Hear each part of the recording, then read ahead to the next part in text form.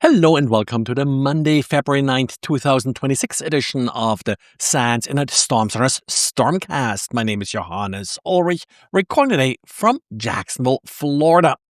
And this episode is brought to you by the SANS.edu undergraduate certificate program in applied cybersecurity.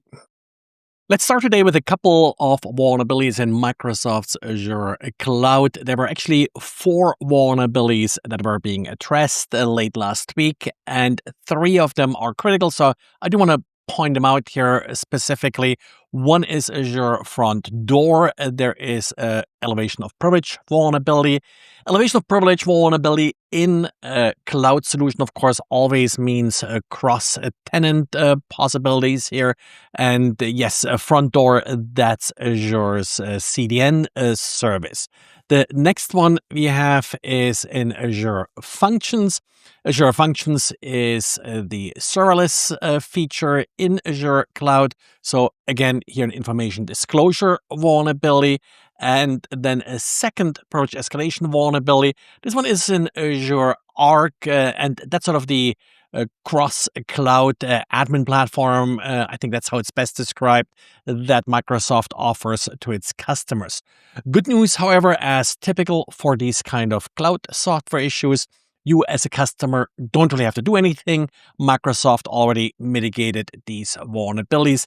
If you do run into any kind of And one of the heavily debated topics these days is the usefulness of AI tools to find vulnerabilities, in particular in the open source space. There were a couple authors who sort of went on the record basically complaining about all of the AI slop they're being bombarded with.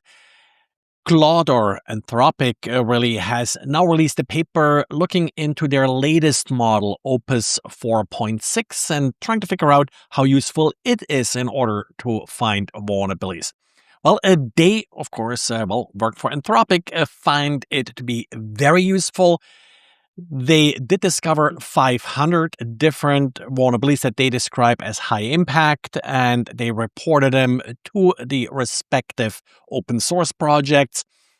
They did build some safeguards in there to not just flood these open source projects with AI slop. They put some human, I assume, validation into the results. So hopefully these will be useful results. And as part of the paper, they're pointing out in particular GhostScript and OpenSC.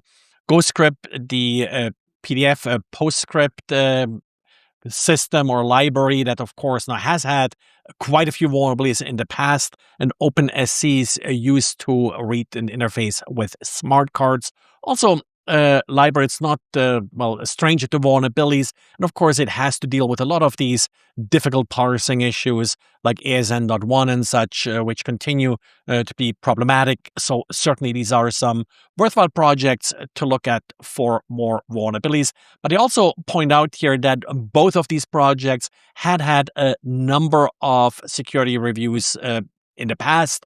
And like I said, they're very high profile and known to have contained vulnerabilities in the past, but still all the prior efforts, particularly fuzzing, did overlook a lot of issues that their AI model was able to identify. I think the big lesson learned here is that in order to get good results from these AI models, you also need somewhat skilled operators actually using them.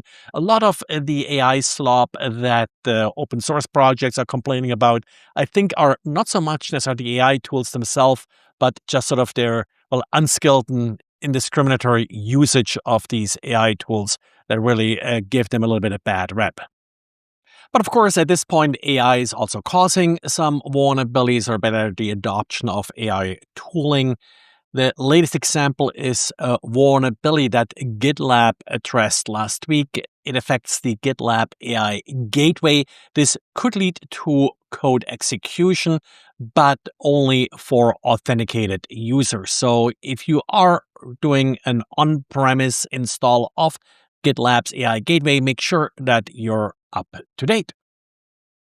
Well, and this is it for today. So thanks again for listening. Thanks for liking. Thanks for subscribing this podcast. Remember, I have classes coming up end of March, early April in Orlando, and then end of April in Amsterdam. And just check the Internet Storms on our website, and at the bottom below the show notes, you should see links to upcoming classes. Thanks, and talk to you again tomorrow. Bye.